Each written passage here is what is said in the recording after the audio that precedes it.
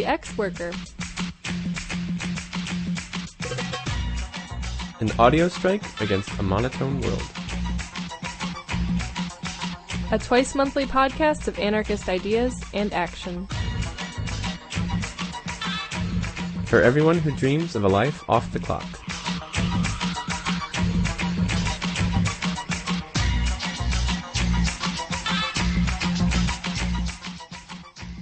Hello, and welcome back to another globe-trotting edition of The Ex-Worker. After a few listener requests, we're going to take another detour to Eastern Europe to try to make sense of the situation in Ukraine, and, amid the madness, try to analyze what we anarchists can learn from it. We'll also hear other news and updates, a review of magazines for the internationally savvy insurrectionary anarchist, and more. I'm Alanis. And I'm Clara, and we'll be your hosts. To access additional information about everything we talk about on today's show, including the transcript, or listen to our past episodes, visit us on the web at crimethinc.com/podcast. You can also subscribe to the podcast in iTunes, and if you do so, why not take a few extra seconds and give us a rating? If you'd like to give us feedback or suggestions for upcoming episodes, hit us up at podcast@crimethinc.com. We want to hear about what you want to hear. Let's jump in.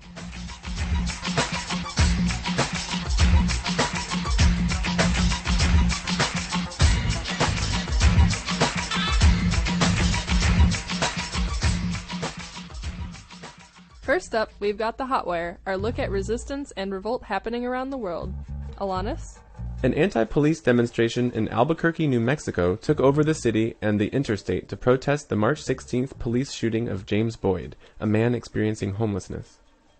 Police deployed tear gas on the crowd and arrested 6 participants, who were charged with disorderly conduct. Mainstream media reports that there was graffiti and vandalism along the route, and that at least one officer was injured during the protest. Another officer was spit on and hit with a rock, and yet another was trapped inside a patrol car. A few days after the 12-hour-long demonstration, 4 police stations and substations were found vandalized, splattered and sprayed with copious amounts of red paint. Nice one, Albuquerque. On the night of Friday, March 21st, around 100 rowdy people staged a noise demonstration in San Francisco, marching to the current jail as well as the site of a proposed jail expansion.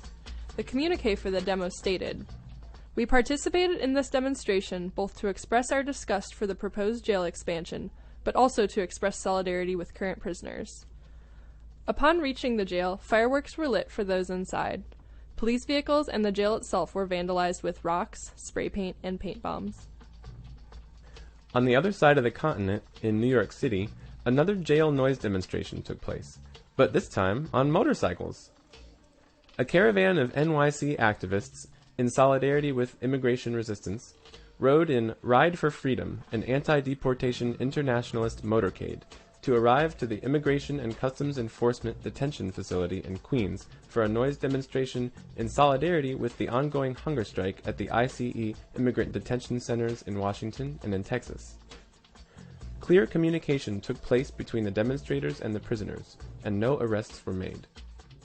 Both men and women inmates of Kordialis prison in Greece refused to return to their cells after the end of recreation time, as a sign of mourning and rage over the recent death of their fellow prisoner, Ilya Kareli.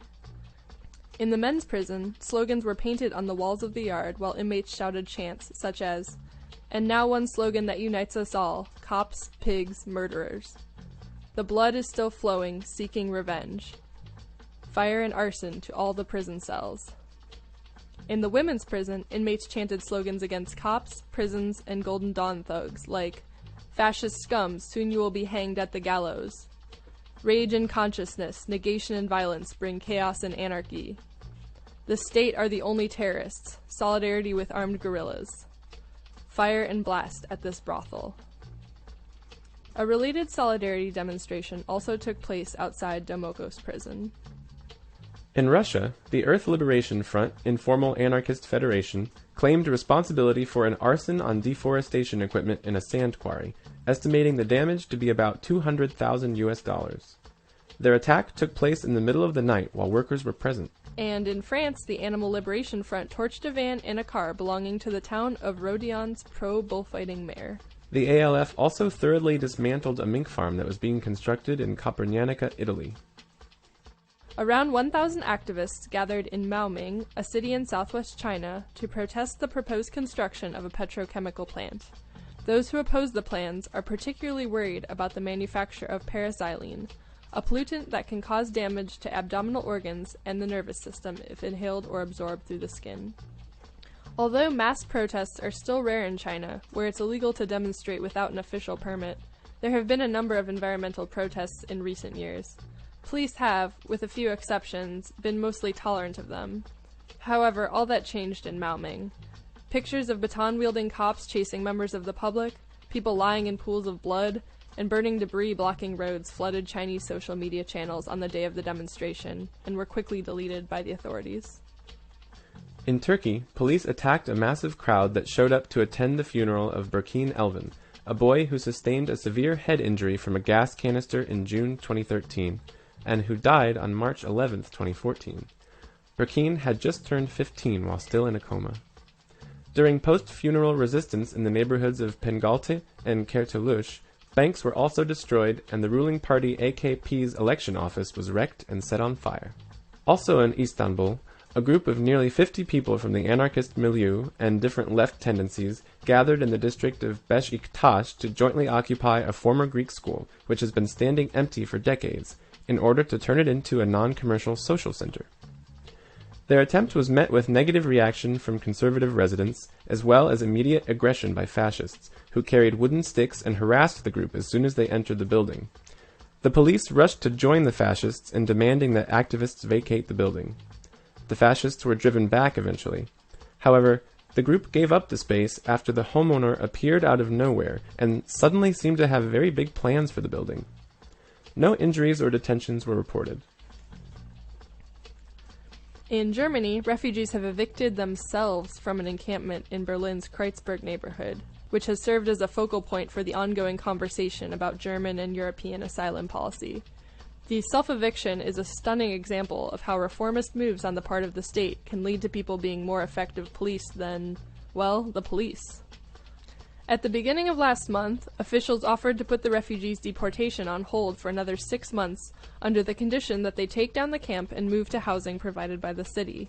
A number of the refugees, wary of conditions in the camp, saw this as a great opportunity, while others saw it as a manipulative move that would derail their cause with a few empty promises. Last Tuesday morning, a group of migrants armed with hammers, crowbars, and knives moved into the camp and began demolishing the huts they had established on the square.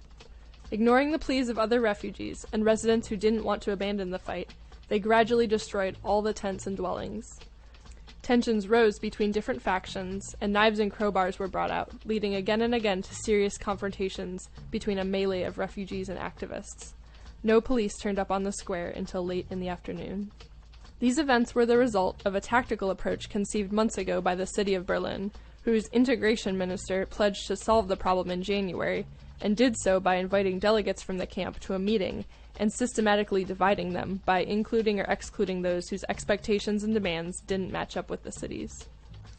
In Santiago, Chile, on March 29th, or the Day of the Combatant Youth, 4 anarchist comrades were arrested in the conflictual neighborhood of La Victoria and charged with attempted arson, attempted murder of a police officer, possession of incendiary devices, and trespassing. The comrades have already been punished with broken teeth and head injuries from the arrest, but if convicted, they are also facing 5 to 10 years in prison. And Crimethinc operatives staged speaking events on 3 continents this past month. We toured the Northwest United States talking about our text Beyond Self-Care, while the Anarchism and the New Global Revolts tour has been making its way through Germany, Switzerland, Austria, Slovenia, and Serbia, stopping at the anarchist book fairs in Zagreb, Croatia, and Prague, Czech Republic. The tour also promoted a new German translation of our book, Work. We also tabled and did a presentation about the ex-worker at the Anarchist Book Fair in Santiago, Chile, on April 12th and 13th. Truly, we are everywhere.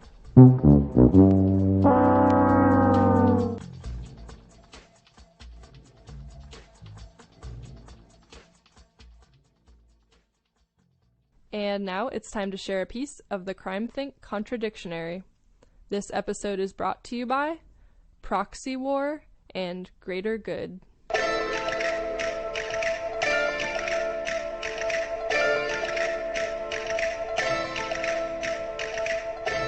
proxy war. In a civil war, rival factions often seek assistance from foreign governments. The latter have agendas of their own, and what might have appeared a simple local conflict becomes a tangled international intrigue. Once upon a time, when the governments of different nations generally perceived themselves to have distinct interests, open warfare was relatively common. As individual nations consolidated themselves into blocs held in check by other blocs, proxy war increasingly replaced open conflict. The Cold War between the United States and the Soviet Union, for example, was fought by proxy on battlefields such as Korea, Cuba, Vietnam, Chile, and Nicaragua. In the 1980s, Afghanistan was one of the last of these, and subsequent hostilities between the Mujahideen and their one-time sponsors illustrate the hazards of proxy warfare. One cannot understand the history of resistance without taking into account how many movements and organizations have received foreign aid. For example, after the reunification of East and West Germany in 1990, it came out that the Red Army faction, West Germany's longest-running armed resistance group, had been funded, equipped, and sheltered by the notoriously repressive East German Stasi, despite the ostensibly conflicting agendas of the RAF and the DDR. Likewise, the Serbian group Otpor, known for mobilizing grassroots resistance to the regime of Slobodan Milosevic, that culminated in the storming of the Capitol building and the offices of state television, received millions of dollars from organizations affiliated with the U.S. government. The countless copycat groups that appeared afterwards across Eastern Europe, Georgia's Kamara, Russia's Oborona, Zubr in Belarus, Pora in the Ukraine, could be seen as youth movements struggling against repressive governments, or as front groups for foreign powers, depending on your vantage point. Even when they did represent genuine local movements, it was easy for their enemies to portray them as pawns of Western corporate interests. Since the end of the Cold War, international conflicts are no longer framed in binary terms. Instead, they manifest themselves as a global majority attempting to rein in a rogue state, such as Iraq or North Korea. Rather than openly contending for ascendancy, governments are working together more and more to deepen and fortify the dominion of hierarchical power. Statist and state-sponsored revolutionary struggles are less common than they were 40 years ago. In a globalized market, they're too messy and unpredictable to be worth the trouble. It follows that the revolutionaries of the future will probably have to do without government backing. This is not necessarily for the worse.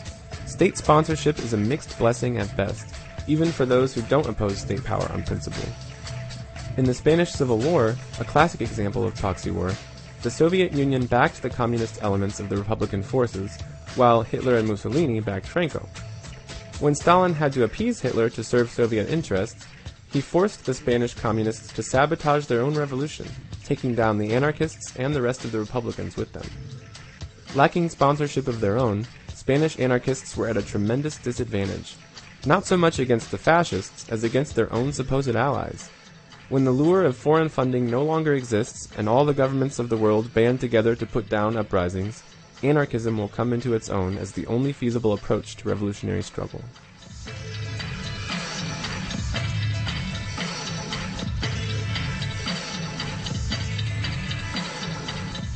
Greater good.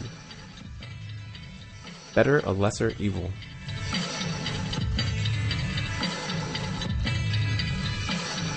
For more information on the war in every word, visit crimethinc.com/contradictionary.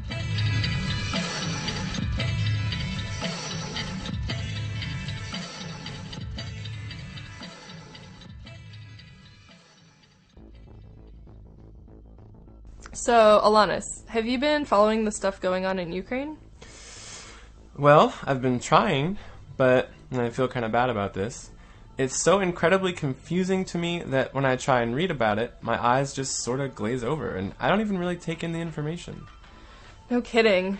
Speaking of confusing, I was doing research for this episode, and I read this anecdote from back in the fall about this nationalist artist who was living in the Maidan encampment, and he was using images of Ukrainian anarchist Nestor Makhno, who we talked about in our last episode, alongside fascist rhetoric and imagery. That is weird. Yeah, it's nuts. but it also feels really indicative of the kind of thing that characterized the beginnings of all this stuff going on in Ukraine. Things that we think of as fundamentally anarchist, whether it be images of Nestor Makhno or of people occupying buildings, feeding each other, and clashing with riot police, are being undertaken by fascists, and also nationalists and right-wingers. Anarchists and leftists are not only confused about how to interact with these things, they're actually unable to in a lot of circumstances, forced into a totally defensive position. In places in the East, where pro-Russian activists have staged armed takeovers of government buildings, people have been beaten in the street for not expressing pro-Russian sentiments. It's possibly worse in pro-Ukraine sections, where we've heard of people being tested at informal checkpoints for speaking proper Ukrainian, and being beat down if they appear to be a native Russian speaker. It's been difficult to stay in touch with comrades on the ground. They're beyond exhausted from defending themselves against the state and the right wing. As with most things, our starting point has to be somewhat humble. We can't pretend to know what people there are in the middle of right now. However, we can try to take a look at it and see if we can relate to any of what's going on. So let's get caught up.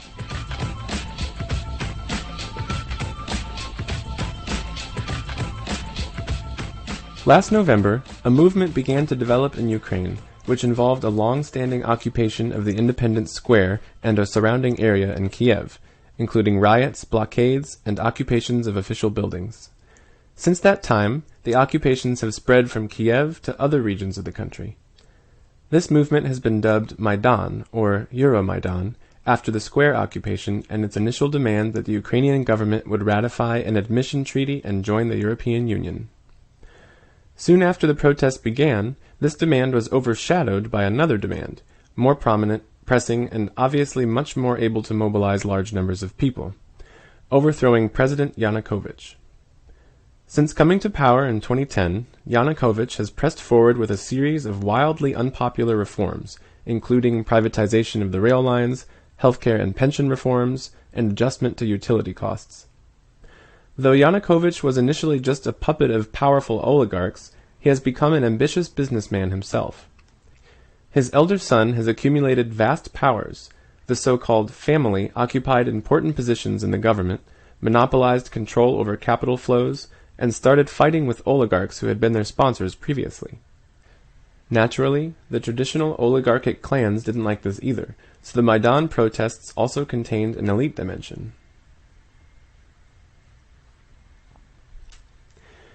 It seemed like just about everyone wanted Yanukovych out, but that's where the similarities end.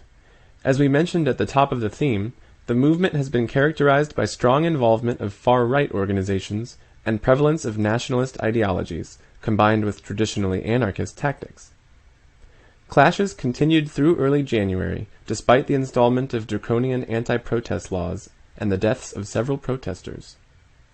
In February, activists relinquished Kiev City Hall in exchange for 234 prisoners being released without charges, but street clashes continued, violence increased, and the government buildings were eventually taken back. February 20th saw Kiev's worst day of violence for almost 70 years. At least 88 people were killed within the span of 48 hours, many shot by snipers on the roofs of government buildings. After Yanukovych's impeachment by the Ukrainian parliament and subsequent installation of an interim government, Russia's President Vladimir Putin waged complaints that the revolution was funded and directed by the US and European Union. At this point, most of the international coverage shifted away from Kiev and toward Crimea, a strategically located peninsula in southern Ukraine. Pro-Russian troops began to creep into Crimea, widely believed to be simply Russian soldiers whose uniforms don't bear insignia. While this easily digestible duality between pro-Russian and pro-Ukrainian nationalists has dominated the media, that doesn't mean that there aren't many other axes of conflict going on at the same time. The presence of the left, or anarchists, has been almost completely erased. In mid-March, a referendum was held in Crimea, and while nearly 96% of people who voted opted to join Russia, some minority groups such as Crimean Tatars, who have bad blood with Russia and would have voted for Ukraine, either boycotted the referendum or simply didn't receive voting cards. For whatever it's worth, the United Nations, United States, and European Union have all declared the referendum illegal. Aside from quality of life declines, the Ukrainian currency has devalued 50%, there are larger strategic questions, such as the fact that most of Ukraine's oil supply comes from Russia, but the pipelines that bring Russian oil to the rest of Europe run through Ukraine. Back on the ground, since the Crimean referendum, more protests have flared up, particularly in the eastern cities of Donetsk, Kharkiv, and Luhansk, where pro-Russian demonstrators have pushed for a repeat of the Crimean scenario. Protesters' threats got serious enough that Kiev authorities are set up to discuss a draft resolution, and currently those regions are in a state of emergency. So, where does this leave us? Aside from being confusing, and I guess at this point I'm going to step out of my semi-formal reporter role, it's been really emotionally weird for me to sit here in the United States, watching these videos of armed groups taking over buildings, or, like, the other day I was watching the video of the people in Donetsk, a bunch of men in military fatigues, sitting around in a room deciding that they were forming a new government. And I sat there in my kitchen and I just cried. And it's weird because I don't usually feel that affected by international politics. I think I have this filter that my anarchist analysis puts on everything, where I usually can just say, oh, this is just a spectacle, this is just power changing hands again. And I don't necessarily think that's untrue, but something about this situation has been holding my attention. And the more I read about the Ukraine, the more obsessed with it I get. And I think that's partially because I can see myself reflected in it. I was a part of Occupy here in my town in the US, and also I was visiting in Greece and Spain when the big plaza occupations were happening. And I know that those situations are different than the Ukraine. The Ukraine obviously has this whole history of being a part of the Soviet Union, and also a much stronger right wing than here in the US. But when I think about how I move in the world and how I choose to be involved in these mass situations, or how empowered I feel to affect my surroundings, it gets me thinking. So now we're going to take a step back and read from a text that analyzes the beginnings of this protest movement, titled The Ukrainian Revolution and the Future of Social Movements. We hope that some of these reflections from the earlier part of this movement will prove helpful for understanding how things got to where they are, and what our place in these things can look like as anarchists.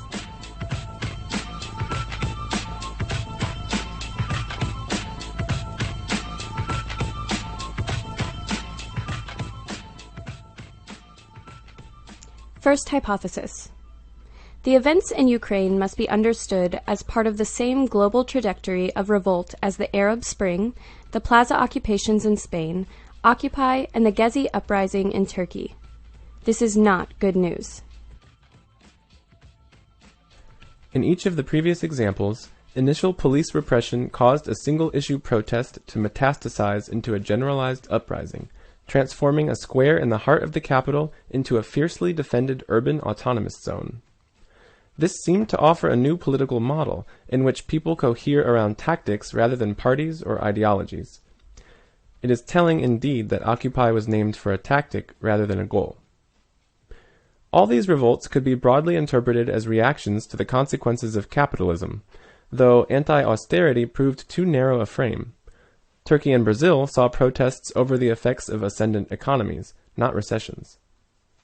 In any case, the majority of the participants have not described these movements as anarchist or anti-capitalist, framing them simply as grievances with specific governments and economic policies.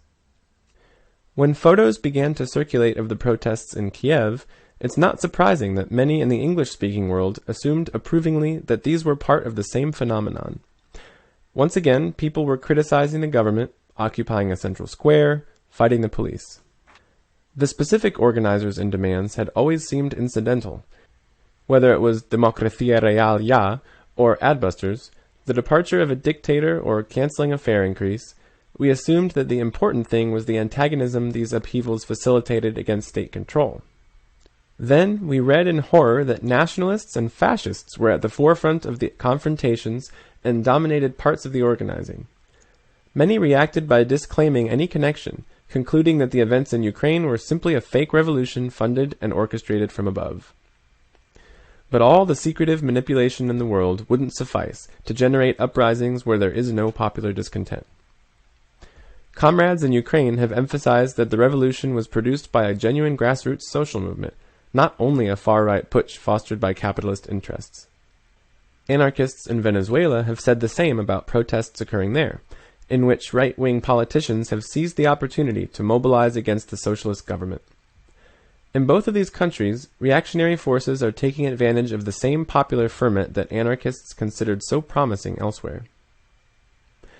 In fact, there have been signs of this possibility all along. In 2011, Greek flags suggested the presence of nationalists in Syntagma Square in Athens. Fully armed militia members showed up to occupy Phoenix in Arizona. Just as we discussed in our episode on anarcho-capitalists, frustration with the government and the economy do not automatically suggest anti-state and anti-capitalist solutions. In Ukraine, caught between Russian colonialism and corruption on one side, and European Union neoliberalism on the other, nationalist movements intuitively make more sense to many people than a movement to abolish nations. A few years ago, it was possible to hope that the coming insurrections would be a naturally fertile ground for anarchist resistance. Now it is clear that, although anarchists can find new affinities within them, nationalists can capitalize upon them just as easily. This may be an inherent problem with the movements that cohere around tactics, and it poses serious strategic questions to anarchists. Would we have done anything differently in 2011 had we known that we were developing a protest model that fascists could appropriate wholesale? What had been a purely symbolic conflict over space with Occupy became a full-on paramilitary urban warfare in Ukraine. By taking the front lines and confronting the authorities, nationalists and fascists have won themselves legitimacy as defenders of the people that will serve them for many years to come. Surely fascists around the world have been watching and will be emboldened to try the same thing elsewhere when the opportunity arises. Fascists, too, are plugged into a global imaginary. We ignore this at our peril. But it's not simply a question of fascists emboldening other fascists. The real danger is that the popular imagination about what it means to resist will become militarized, that those who wish to be effective will conclude that, like the Ukrainian rebels, they should form 100-person fighting units with a strict hierarchy of command. We are not opposed to armed conflict, of course. As we have argued elsewhere, it is essential for any social movement aimed at liberation to be able to push back against the police, and this is rarely pretty in practice. But different formats for confrontation encode different power relations and forms of social change within them. The model we've seen in Kiev opens the way for fascists and other reactionaries to recreate the ruling order within resistance movements, not just by reinserting formal hierarchies and gender roles, but also by confining the substance of the struggle to a clash of armed organizations, rather than spreading subversion into every aspect of social relations. Once nationalism is added to this equation, war is not far away. The other edge of this sword is that, if burning barricades are branded fascist, those who oppose fascism will avoid building them for fear of being misunderstood. We can imagine both fascists and pacifists wishing to promote this misunderstanding. Yet, it would not be wise to cede barricade building to fascists in a time of escalating upheaval.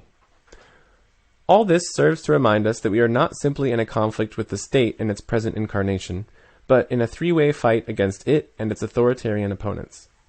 The present social order will regenerate itself indefinitely until a form of resistance emerges that is capable of overthrowing governments without replacing them. This is not just a contest of arms. It is a clash between different forms of relations. It's not just a struggle for physical territory, but also for tactics and narratives, for the territory of struggle itself.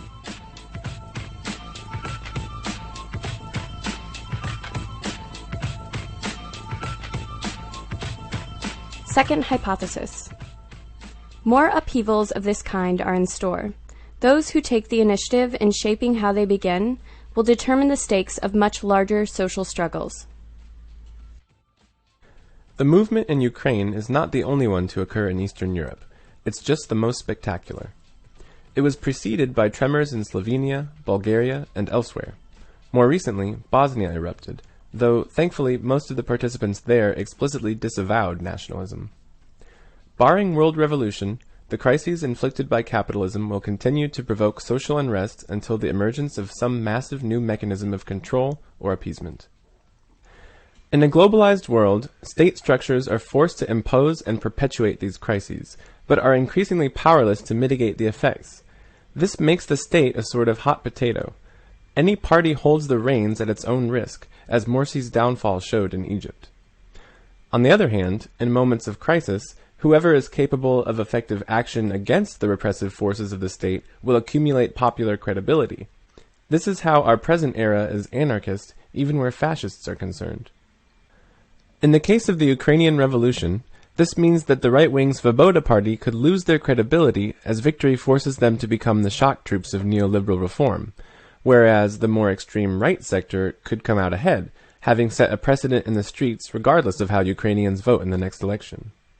If the state is a hot potato, it follows that the most important conflicts play out between the antagonists of existing states, and not just between them and the state itself.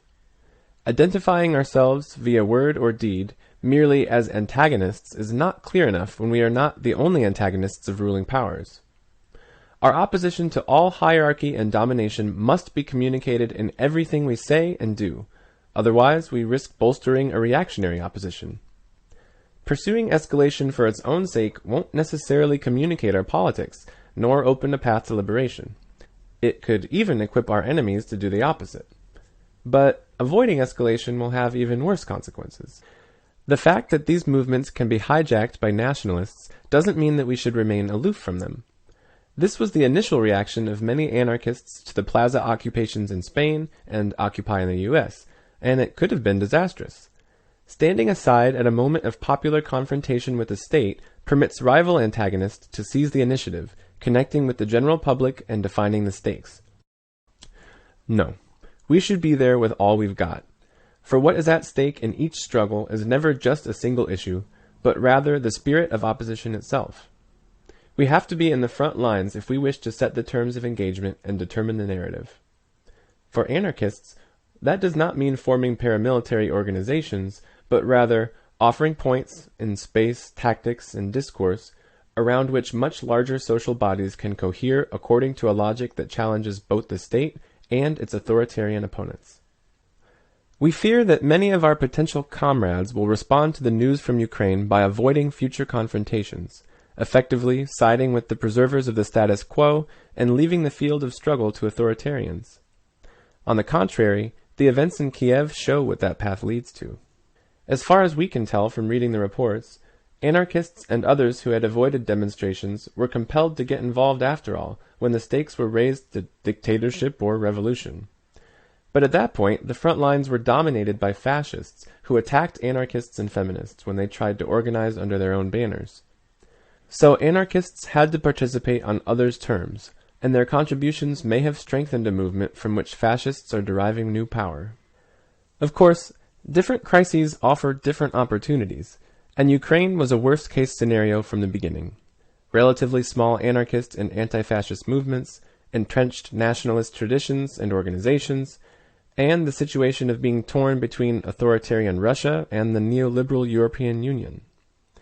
Even if a powerful anarchist movement capable of self-defense had been prepared to show up to the Euromaidan protests from day one, what position could anarchists have taken on the question of trade with the EU without opportunistically violating their principles or gratuitously alienating the rest of the protesters? To be fair, we have read that the right sector does not endorse integration into the European Union either. If nothing else, this situation drives home the importance of initiating contagious responses to today's crises on our own terms, whenever possible, before history beats us to the punch. We're not faulting our Ukrainian comrades for how things have turned out. They're doing their best against incredible odds. Rather, we need to understand what has happened in Ukraine so we can be prepared before the next situation like this arises.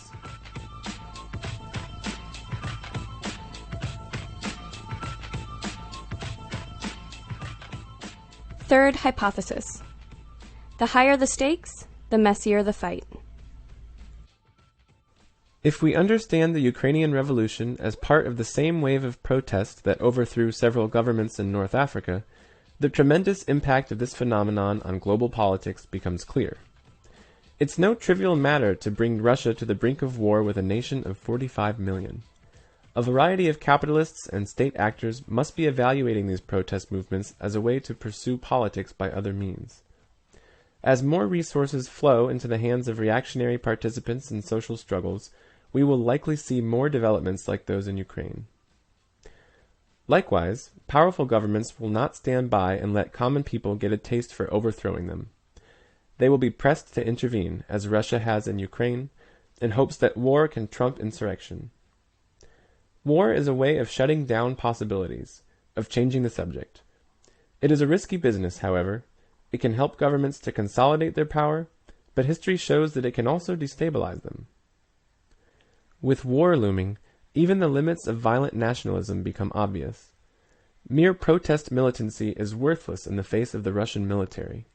Only contagious disobedience could serve to even the odds when a social movement does battle with a superpower. This is the one thing anarchist opposition to the state has going for it today. In a globalized world, all insurrections must ultimately become international or perish. And as long as capitalism produces crises, there are bound to be insurrections.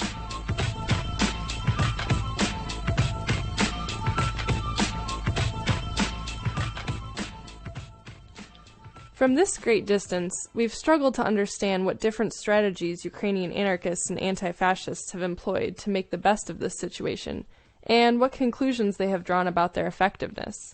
We would be grateful to hear more from Ukrainian comrades about this. We have read about some supposed anarchists and anti-fascists, including the group People's Bell, and football fans associated with Arsenal Kiev, who have tried to work alongside nationalist groups in hopes of influencing them or at least gaining access to the same public. Such alliances of convenience strike us as a dangerous mistake. The weaker ally is more likely to absorb the logic of the stronger and to strengthen the position of the stronger ally rather than their own. Though we have heard contradictory assertions about whether groups like Autonomous Resistance qualify as nationalist or fascist in the conventional sense, it's clear enough from their gender politics that they are not comrades. At the same time, we agree with one Ukrainian syndicalist that standing aside completely in such contexts can only strengthen the state, and that it is inappropriate to justify this on anti-fascist grounds, when there are fascists on both sides of the conflict. We have read some Ukrainian comrades arguing for the establishment of a separate front of struggle outside the Maidan occupation. As a long-term strategy, this seems sound, but it seems to us that opening another front shouldn't mean simply falling back on what is familiar, the forms of protest and labor organizing that have been less and less effective over the past century. We doubt that the strategy of workplace organizing will be any more effective in Ukraine than it has been elsewhere around the world since the triumph of capitalist globalization. Workers in revolt are increasingly finding one another in the streets, not in the workplace. Presumably, the Euromaidan protests have been so successful in part because they are contemporary in the same way that Occupy was. Rather than starting from the increasingly unstable foundation of the workplace, or the marginality of the subculture, they contested the center of society, literally in urban space, figuratively in political discourse. Any attempt to establish a second front should study what made Euromaidan such an important front in the first place. Finally, we have heard rumors about anti-fascists who are able to keep fascists out of the protests in Kharkiv. This sounded promising until the newspapers reported that Viktor Yanukovych had fled to Kharkiv. If anti-fascists were able to keep fascists out of the movement only in the parts of Ukraine in which the movement was too small to threaten the government, that's not particularly good news. We await more updates from Kharkiv. It will be especially interesting to hear how anti-fascists are interacting with pro-Russian demonstrators there now.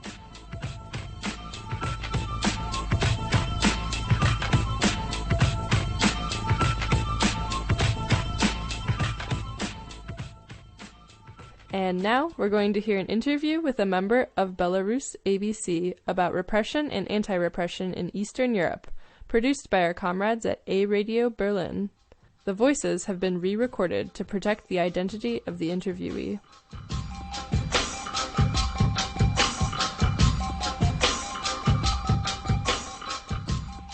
What is the current status of the prisoners? Their situation is constantly changing, and we're trying to give updates in English at abc-belarus.org each month, summarizing all the changes. So people who speak English can check it out on our website. The latest update is for January. An update for February will be posted soon. Ihar Alinievich wrote a book in prison based on his diary. How is it being distributed, and what has the reaction been like in Belarus? The book itself was published in 2012 with the help of publisher Radical Theory and Practice, an anarchist collective. It was published in Russia as there's no way to do so in Belarus. Right now, the book is being distributed at several bookshops and some cultural events as well. Ihar received an award for Best Book Written in Prison in Belarus in 2013. In 2012, 1,000 copies were printed for Russia and Belarus, and another 1,000 were printed in 2013, just for Belarus. We've seen a lot of interest in the book in the political part of society. The book has also managed to bring anarchist ideas to people who are not so close to them. It didn't necessarily turn them into anarchists, but it showed them anarchism exists and is a serious political theory. What is the situation of anarchist work in Belarus at the beginning of 2014, and especially of anti-repression work? There are several anarchist groups that are working actively in the country.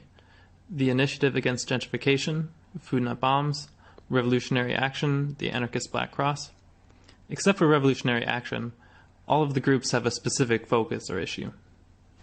Anti-gentrification is an ever-growing issue in Germany. Could you briefly describe the form that gentrification has taken in Belarus and what people are doing against it? It is indeed a growing problem. In many cities around the country, the old city centers are getting reconstructed into something ugly. The main focus of the anti-gentrification initiative right now is Minsk, where it is most visible. In Minsk, gentrification is happening not only in the city center, but all over the city. Housing prices are increasing, and companies are building houses in the small backyards of other houses, just to make it as packed as possible. Another force behind gentrification is business. In the city center, there isn't very much space left for office buildings, so they try to get the best spaces they can, even by destroying public infrastructure. For example, one project is to destroy the new bus station and build a business center for the Russian gas company Gazprom in its place. The World Hockey Championship is yet another reason for gentrification. An entire single-use infrastructure is constructed for the arriving tourists. People mostly use legal means of struggle, writing complaints, participating in public debates, and so on. Sometimes it helps, sometimes not. Some people also occasionally do some illegal actions, like destroying fences, blocking workers from going to work, or holding illegal demonstrations against the construction plans next to their houses. What does your anti-repression work at ABC Belarus entail, concretely?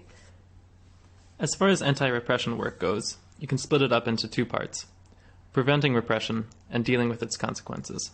The first part includes educating different groups on how to deal with repression. From time to time, there are trainings about how to communicate with police, dealing with police raids, secret police tactics, and so on. These trainings are planned taking the specific target group into account and the threats that that group might face from the state apparatus. The second part takes place once the pressure is already on people, when they are detained, arrested, confronted by the secret police. In these cases, we try to provide people with advice on what to do and best practices, and also to support them financially where necessary. Right now, there are 2 cases against anti-fascists in Brest that require financial support for lawyers, fines, products, and books in prison. Apart from that, we try to advocate for the necessity of taking security precautions before anything happens. Sometimes you have to explain to people why they need a training or why they should read a brochure if they are not facing repression right now. The general level of repression is still quite high. People get in trouble just for being noticed participating in some initiatives. Do you have the impression that the strategy is working? In what way? Well, without a direct strategy, we can't analyze whether or not it is working. Including anarchists in the list of political prisoners did affect their situation and gave way more publicity to their cases in the opposition media and outside of the country. And the whole thing helped one of the guys to get out of prison, although he had to write a letter of apology to the president. Now he is safely outside the country. Ukraine, a direct neighbor of Belarus, is experiencing major changes at the moment, even with the possibility of war. Do you have contacts with comrades there? If so, how can solidarity be expressed in this context? We do have contacts with people in the Ukraine, but the information we get about the situation differs depending on who is sending it. For sure, right now the movement requires everything from money to psychological support. However, people providing support should be aware that some groups have started working with nationalists, and their support might end up in the hands of those nationalists. Can you tell more about these anarchist groups working with nationalists? This sounds like a strange alliance. Those groups justify doing so as a necessity of revolutionary times, and also with the fact that these nationalists are using more and more leftist rhetoric in their criticisms of economic and social systems. The solutions they suggest are also a mixture of anarchism and nationalism. As far as the individual groups, it's hard to point out which ones specifically are doing this, as the situation is quite unclear, but Narodny Nabat, for instance, is working with Autonomny Opir, who are autonomous nationalists. In Russia, Vladimir Putin is clamping down on the possibilities of civil society, and especially for the LGBT community, life is getting very hard over there. Through your contacts to ABC Moscow and other groups, have you gotten the impression that there is an increased necessity for anti-repression work in Russia? Or is the Western view of a rapidly evolving police state there a distorted view of the situation? The situation with so-called political freedoms in Russia is getting worse and worse each year. It is not developing so rapidly as it has in Belarus, for example, but judging from news and information from comrades, it's clear that repression is growing worse as the Russian government becomes more and more reactionary. Taking this into account, more and more anti-repression work is necessary to allow the movement to survive and grow, even in the face of permanent state repression. Starting in April, you are planning a new solidarity and information tour through Europe. Where can people meet you? Well, they can meet up with us in Germany, France, Spain, Switzerland, Austria, the Czech Republic, and maybe some more countries in Eastern Europe. The specific dates for different countries have different statuses right now. Some haven't been confirmed yet. If you are living in one of those countries and are interested in the topic, just check your local anarchist events and maybe we'll be there. What's new about this tour? What can people learn who are already at one of your events last year? On this tour, we want to focus a little bit less on the subject of Belarus as such, and a bit more on the current state of the repression of the anarchist movement and our ways of dealing with it. We don't want to talk so much about the country we are coming from, but rather about the experiences we've had fighting everyday repression in that country. Last year and already in 2011, you made tours through Europe. What were your experiences with them on a political, financial, or even human level? Were you able to establish long-lasting links? Both info tours were important. We were able to get in contact with people who are doing solidarity work. We learned from people and managed to bring up issues that people were not so familiar with as well. We raised some money, which we are still using right now. We also were able to get in touch with people who are providing us with long-term support, sending funds from time to time, and helping us with other important things. On these info tours, we found comrades and friends with whom we are developing common projects and bringing the world closer to the utopia we are fighting for.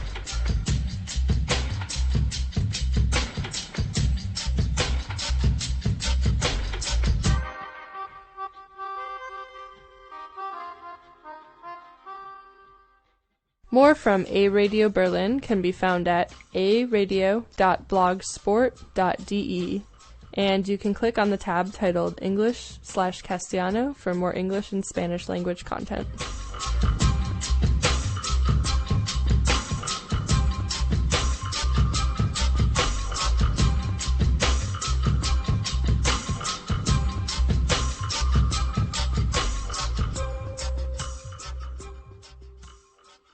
This week on the Chopping Block, we're doing a compound review titled Internet Publications for the Internationally Savvy Insurrectionary Anarchist. Nice alliteration. Thank you. We'll be taking a look at 3 publications which can be found on the internet but are intended to be printed out and distributed publicly and hand-to-hand. As overwrought anarcho-workaholic podcasters, we figure that we're not the only ones who just don't have endless hours to sift through lengthy poetic communiques and extensive lists of attacks.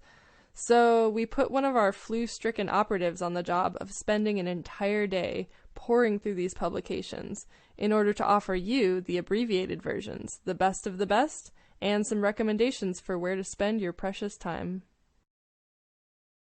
Not having left the couch in 4 days, my perception of the world is already pretty screwed up. I'm finally feeling well enough to sit up halfway, so I decide to take a dive into the weird world of international social war publications, and spend my entire day reading lengthy analytical communiques, action reports, theoretical ramblings, and of course, cheesy individualist poetry. 5 cups of throat coat tea, 4 pieces of half-finished toast, and nearly 200 photocopied pages of small print incendiary text later. I emerge, victorious. Here are my findings. I started out with Dark Nights, the little sister and semi-regular print supplement of the Mac Daddy of social war news sources, 325 magazine. Usually, Dark Nights is only 4 or 6 pages, but the 40th issue contains a full 20 pages of updates, mostly pertaining to struggles from within Greek prisons. You have to give the folks at 325 points for consistency. They've been putting together the magazine, website, and this printable supplement for almost 10 years, complete with their signature psychedelic stylings. The headlining pages of this issue cover the recent prison break of Christodoulos Yiros, a recently escaped member of the revolutionary organization 17th November, a Marxist-Leninist armed struggle group that was active in Greece from the 1970s until just before the Athens Olympics in 2004. The article included some history about the group, making the coverage much easier to place in context. The issue also included writings from imprisoned conspiracy cells of FIRE member Christos Sakalos, as well as interviews with anarchist prisoner Claudio Lavazza and members of Individualists Tending Toward the Wild, an anti-civilization group active in Mexico with Ted Kaczynski-esque politics, who have carried out attacks on biotech researchers.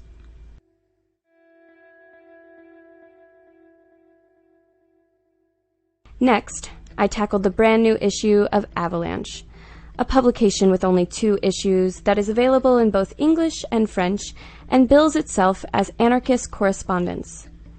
I'd never heard of it before, but the aims set out in the introduction of the preliminary issue appealed to me. Continuing in the tradition of creating mediums for subversive anarchist conversations carried out in print media in order to, quote, refine methods, explore ideas, develop perspectives, or sharpen affinities. So it's less of a news sheet like Dark Nights and more of an attempted medium for conversation.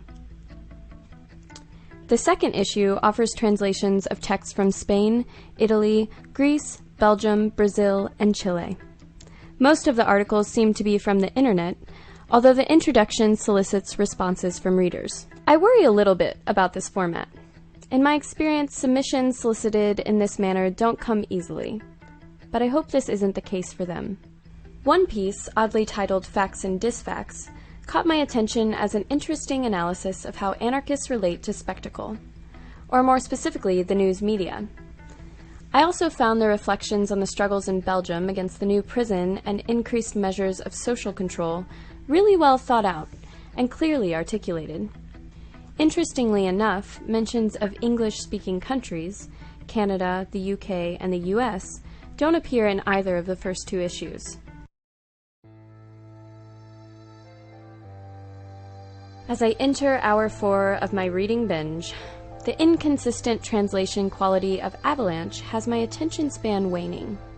I drink more throat coat. I resist the urge to defect from the task at hand and watch back-to-back episodes of Adventure Time. I press on.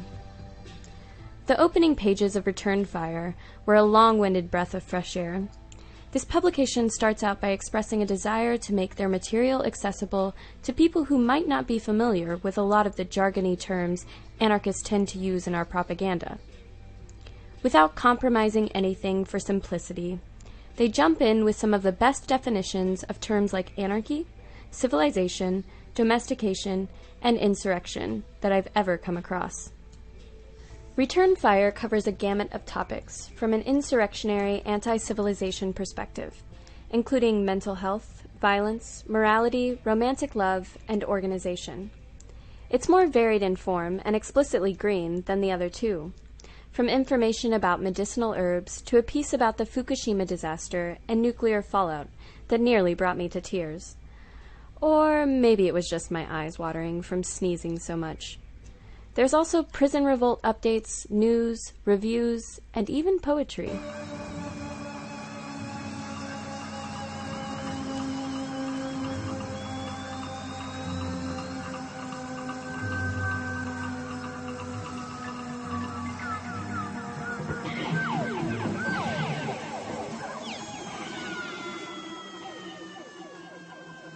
Hour 7. Words like polymorphic struggle are starting to blur together, and my couch has become a pile of blankets, cats, used tissues, and photocopied black and white pages. So what's my recommendation if you don't have 10 hours to comb through these tomes yourself? It depends on what you want. Dark Nights wins for accomplishing its goals of offering timely, printable updates on the cases of current prisoners and struggles. But like its parent site, 325, reading it efficiently involves keeping up with a soap opera cast of anarchist armed struggle acronyms, groups, actions, and prisoners, some of which it's hard to find context for in English. I don't fully understand the situation in Greece, but the emphasis on armed struggle begged me to re-examine some of my previously held convictions on the relationship between form and content. Namely, if a group espouses anarchist ideas but their actions take the form of Marxist urban guerrilla struggle, what does that mean? Return Fire was my overall favorite. I found its particular brand of individualism tolerable, and their anti-civilization analysis resonated strongly with me. This publication has a little bit of everything. If I were trapped on a desert island with only one magazine, I would want this to be it. And at nearly 100 pages, it could keep you entertained for a while. I felt excited about the stated goals of Avalanche, a forum for communication, and I think it serves as a great overview of struggle from within a certain time period. If you want a well-curated digest that you can read in your hands instead of on screen, it's great. However, I think it falls a little short of its stated goals. In the future, I'd hope for more original analysis and content. Admittedly, I'm a sucker for print media. Like the editors of Avalanche, I still think that the hand-to-hand distribution and back-and-forth conversation of anarchist writing is really important for us. So thanks to the editors of all these publications for treading the boundaries of internet and print media, and keeping it IRL. Liberty. Death to the oppressor.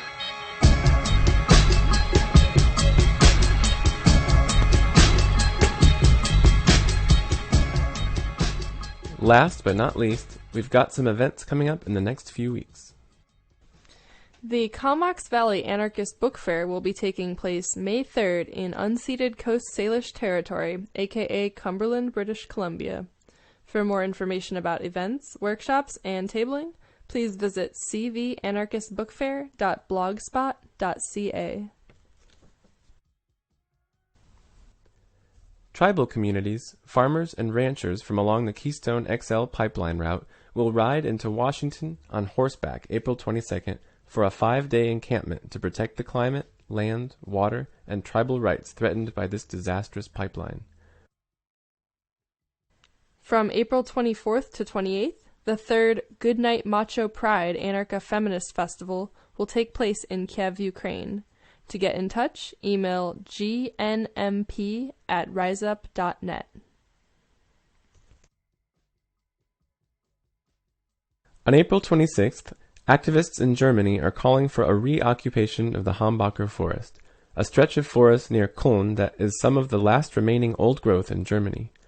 The forest is being threatened by massive open pit mining. The Building Resistance Skillsharing Camp will also be taking place from April 12th to the 25th in preparation. More information at hambacherforest.blogsport.de. Wobblies in the Bay Area have called for an ecological general strike from Earth Day on April 22nd through International Workers' Day on May 1st. To email event or action proposals or endorse this assembly, contact ecogeneralstrike@riseup.net. And we have quite a few political prisoner birthdays coming up this month. Here we go. On April 11th, Chip Fitzgerald, a Black Panther who was sentenced to death after his role in a police shootout, now serving life after California abolished the death penalty in 1972. On April 16th, Walter Bond, the lone wolf cell of the Animal Liberation Front. On April 18th, Rebecca Rubin, who is serving 5 years for Earth Liberation Front actions which occurred between 1996 and 2001. On April 19th, Brent Betterly, one of the NATO 3 who were set up and subsequently arrested and convicted of making Molotov cocktails at the Chicago NATO summit in May of 2012. On April 24th, Mumia Abu-Jamal, a former Black Panther and supporter of MOVE, who was framed for the murder of a cop. His death sentence was just overturned last year, and he is now serving his time in general population. On the 25th, Janine Phillips Africa, one of the MOVE 9. And on April 27th, Brandon Baxter, one of the Cleveland Four, who were set up by an FBI infiltrator in planning several bombings. And that's it for this episode of The Ex-Worker. Thanks to all of our correspondents who have provided information on the ever-changing situation in Ukraine, our comrades at ABC Belarus and A Radio for the interview, anonymous internet anarchists everywhere for the review material, and, as always, Underground Reverie for the music. Alanis, I don't know if you can believe this, but May 1st is the 1-year anniversary of the podcast. Remember our first episode about the history of May Day? Oh, wow, you're right. We'll be back next week with an exploration of another very special May Day, France in 1968. And if you have anything in the meantime, you know where to find us. Podcast@crimethinc.com. Until next time. Anarchy! Anarchy!